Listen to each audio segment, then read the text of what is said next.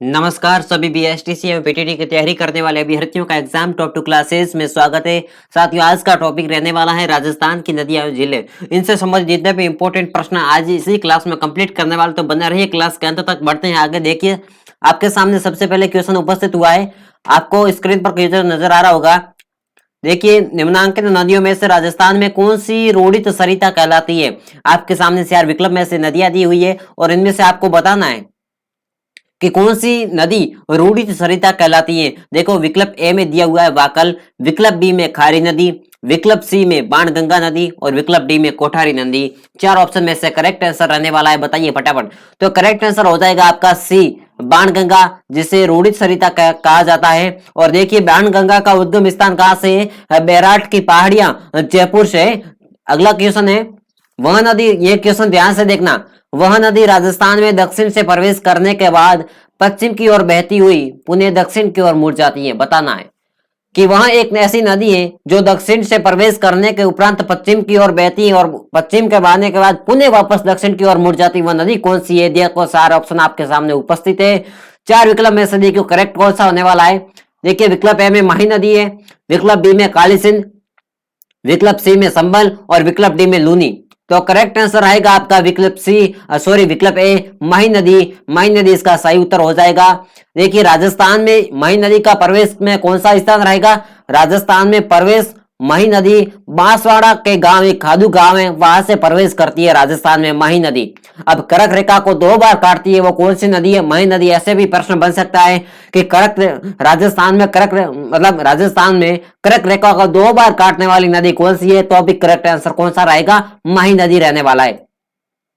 दक्षिणी राजस्थान की सरुण रेखा भी माही नदी है और इसके प्रवाह क्षेत्र को हम क्या कहते हैं? छप्पन का मैदान कहते हैं माही नदी को। अगला क्वेश्चन रहने वाला है, निम्नलिखित में से कौन सा युग्म सही नहीं है। देखो, एग्जाम के अंदर हमें ध्यान रखना है कि नेगेटिव और पॉजिटिव दोनों क्वेश्चन अंत में बने होते हैं, नहीं भी और सही भी, ये दोनों हमें ध्यान से पढ़ना होता है। तो यहाँ पर हुआ है कि नहीं है, सही नहीं है। तो देखिए, एक तरफ में दी हुई है नदियां और दूसरी तरफ में नदियां के सहायक नदी।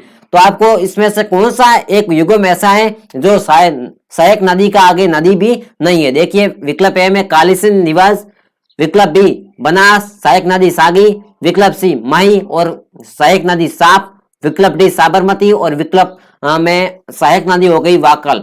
अब इनमें से आपको बताना है कि कौन सा विकल्प सही नहीं है।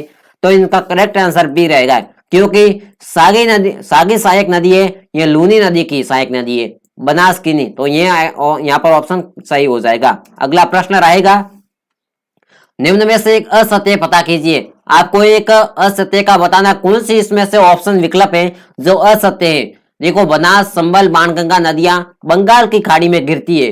देखिए, राजस्थान में जो नदियां हैं उनको 3 भागों में बांटा, एक तो आंतरिक प्रवाह, एक बंगाल की खाड़ी में जो मिलती है और एक अरब सागर में। तो यहाँ पर तो करेक्ट आंसर रहने वाला है। देखिए कि बनास, संबल, बाणगंगा नदियां बंगाल की खाड़ी में गिरती है। विकल्प बी में दिया संबल नदी करीब 1051 किलोमीटर लंबी है। विकल्प सी सबसे अधिक नदियां बूंदी जिले में और विकल्प डी लूनी नदी का उद्गम स्थल अजमेर की नाग पहाड़ियों से है। अब देखिए, करेक्ट आंसर कौन सा रहने वाला है इसमें से।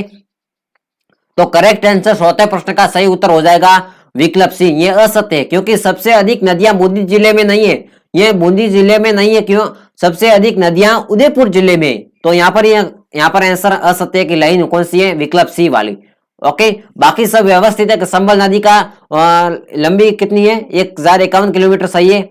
यह भी सही है कि बनास, संबल, बाणगंगा नदियां बंगाल की खाड़ी में गिरती है और लूनी नदी का उद्गम स्थल अजमेर के नाहक पहाड़ियों से। यह भी करेक्ट आंसर है। और असत्य लाइन कौन सी है? सी ऑप्शन वाली। अगला क्वेश्चन रहेगा, निम्न में से कौन सी लवणीय खारे पानी की झील है? नहीं है। यहाँ पर आपको क्वेश्चन आपको ध्यान से पढ़ना है, अंत में क्या है? नहीं है।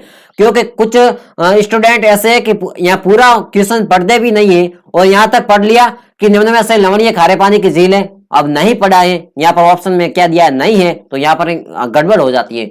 देखिए, विकल्प दिया आपके सामने, विकल्प ए में डीडवाना, विकल्प बी में कोलायत, विकल्प सी पचपदरा और विकल्प डी काबोद।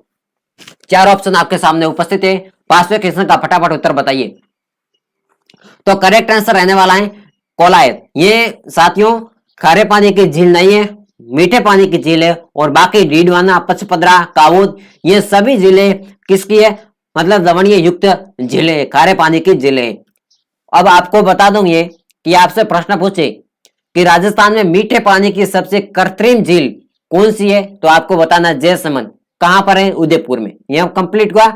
अब आपसे यह भी पूछ सकते हैं कि राजस्थान के सबसे बड़े खारे पानी की झील कौन सी है, तो आपका सही उत्तर हो जाएगा सांबर झील, जो जयपुर में उपस्थित है। मैंने पहले भी कहा था हर क्वेश्चन से संबंधित एक्सप्लेन भी बताएंगे, तो आप बने रहिए क्लास के अंत तक। आगामी 5 मिनट मेरे साथ बने रहिए, आपको क्लास का जो गुणवत्ता है आपको पता चल जाएगी। देखिए अगला क्वेश्चन रहेगा, इनमें से कौन सी राजस्थान की अंत प्रवाही नदी नहीं है, यानी वह नदी जो आंतरिक राजस्थान राज्य में चलती है और वहीं विलुप्त हो जाती है, वो ऐसी नदी इनमें से कौन सी नहीं है? विकल्प ए दिया है कातली, विकल्प बी काकनी, विकल्प सी सागी और विकल्प डी गग्गर नदी। तो इनका करेक्ट आंसर रहने वाला है, देखिए इसका विकल्प सी सही हो जाएगा, विकल्प सी। अगला क्वेश्चन, सांबर झील में कौन सी नदी नहीं गिरती है? इनमें 4 ऑप्शन में से आपकी कौन सी ऐसी नदी है जो सांबर झील में नहीं गिरती है, बाकी सब गिरती है? देखिए विकल्प ए मेथा, विकल्प बी में कातली, विकल्प सी में कंडेल और विकल्प डी में रूपनगढ़। तो करेक्ट आंसर क्या रहेगा, फटाफट बताइए आपका कौन सा करेक्ट आंसर रहने वाला है? तो इनका सही उत्तर होगा, 7वें क्वेश्चन का सही उत्तर रहने वाला है कातली, विकल्प बी करेक्ट आंसर रहेगा। जो ये एक ऐसी नदी है जो सांबर झील में नहीं गिरती है और बाकी सब गिरती है, विकल्प बी करेक्ट रहेगा। और मेथा, खंडेल, रूपनगढ़ ये नदियां सांबर झील में गिरती है। अगला क्वेश्चन, राजस्थान राज्य में किस नदी का अपवाह क्षेत्र न्यूनतम है, बताइए? विकल्प ए साबरमती, विकल्प बी माही, विकल्प सी वाकल और विकल्प डी पश्चिम बनास। प्रश्न क्या है कि राजस्थान राज्य में किस नदी का अपवाह क्षेत्र न्यूनतम है? जो अपवाह क्षेत्र वह न्यूनतम वह कौन सी नदी है? क्वेश्चन नंबर 8 का सही उत्तर बताइए। तो इनका करेक्ट आंसर रहेगा विकल्प सी, इसका अपवाह क्षेत्र न्यूनतम है, विकल्प सी सही हो जाएगा। वाकल नदी है इनका न्यूनतम अपवाह क्षेत्र है। अगला क्वेश्चन, निम्न में से किस जिले में संबल नदी नहीं गुजरती है? आपको बताना है कि उनमें से कौन 4 जिले हैं, उनमें से कौन सा जिला है जहां पर संबल नदी का नहीं गुजरती है? विकल्प ए दिया चित्तौड़गढ़, विकल्प बी कोटा, विकल्प सी झालावाड़ और विकल्प डी धौलपुर। तो 90 क्वेश्चन का सही उत्तर रहेगा विकल्प सी, झालावाड़ जिले में से चंबल नदी नहीं गुजरती है। चित्तौड़गढ़, कोटा, धौलपुर से चंबल नदी का गुजरना होता है। अगला क्वेश्चन, अजमेर की अनासागर झील में किस नदी का पानी आता है? अब देखिए अजमेर की अनासागर झील में किस नदी का पानी होता है। सबसे पहले हम समझ लेते हैं कि अनासागर झील का निर्माण किसने करवाया। तो अनासागर झील का निर्माण किसने करवाया था, बताइए फटाफट बताइए। तो अनासागर झील का निर्माण अर्णोराज चौहान द्वारा कब करवाया था? 1137 ईस्वी में अजमेर में निर्मित हुई थी। किसने करवाया था? अर्णोराज चौहान ने कब करवाया? 1137 ईस्वी में करवाया था। अब यह प्रश्न क्या पूछ रहा है कि अजमेर की अनासागर और अजमेर में स्थित है कि अजमेर की अनासागर झील में किस नदी का पानी आता है? विकल्प ए दिया है बाड़ी, विकल्प बी बेड़स, विकल्प सी वासाबी और विकल्प डी कॉकनी। तो करेक्ट आंसर रहेगा वाड़ी नदी, विकल्प ए सही उत्तर हो जाएगा। वाड़ी नदी का जो पानी है वो अजमेर की अनासागर झील में मिलता है। विकल्प, अब देखिए क्वेश्चन 11 आपके सामने उपस्थित है। बीकानेर में प्रवाहित होने वाली नदी कौन सी है? बीकानेर में प्रवाहित होने वाली नदी कौन सी है? विकल्प ए घग्गर, विकल्प बी ककाती, विकल्प सी खारी और विकल्प डी इनमें से कोई नहीं। बताइए बीकानेर में प्रवाहित होने वाली नदी कौन सी है? तो करेक्ट आंसर क्या है? डी। अब साथियों मैं यह भी बता दूं कि बीकानेर और चूरू 2 ऐसे जिले जहां पर बिना कोई नाम वाली नदी नहीं बहती है। तो इन 3 ऑप्शन में से तो हो भी नहीं सकते, जब्त इनमें से कोई नहीं, क्योंकि बीकानेर और चूरू, ध्यान रखना बीकानेर और चूरू 2 ऐसे जिले हैं जहां बिना नाम मतलब किसी नाम की नदी बहती भी नहीं है। अगला क्वेश्चन, राजस्थान की किस प्रसिद्ध झील पर नटनिका चबूतरा निर्मित है? बताइए नटनिका चबूतरा निर्मित है कौन सी झील है? विकल्प ए जयसमंद, विकल्प बी पिचोला, विकल्प सी नकी झील और विकल्प डी सांबर झील। बताइए राजस्थान की किस प्रसिद्ध झील पर नटनिका चबूतरा निर्मित है? 12वें क्वेश्चन का उत्तर बताइए। तो करेक्ट आंसर रहने वाला है पिछोला झील। क्या पिछोला, बी ऑप्शन करेक्ट रहेगा आपका। पिछोला झील जो कहां पर है, उपस्थित है, उदयपुर के अंदर। पिछोला झील उदयपुर के अंदर स्थित है। जो नटनी का चबूतरा पिछोला झील पर बना हुआ है। अगला क्वेश्चन, किस नदी को वागड़ व कांठल की गंगा कहा जाता है, बताइए। वागड़ एवं कांठल की गंगा कौन सी नदी को कहा जाता है? विकल्प ए दिया चंबल, विकल्प बी माही, विकल्प सी शोक और विकल्प डी जाखम।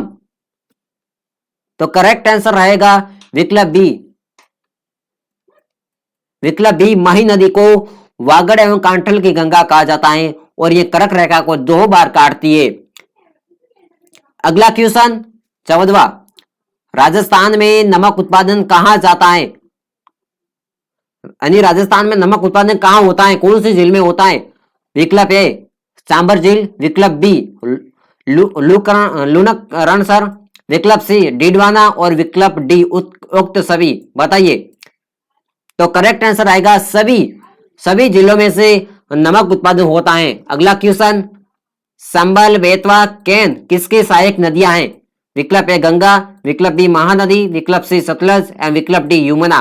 तो करेक्ट आंसर रहने वाला है यमुना नदी।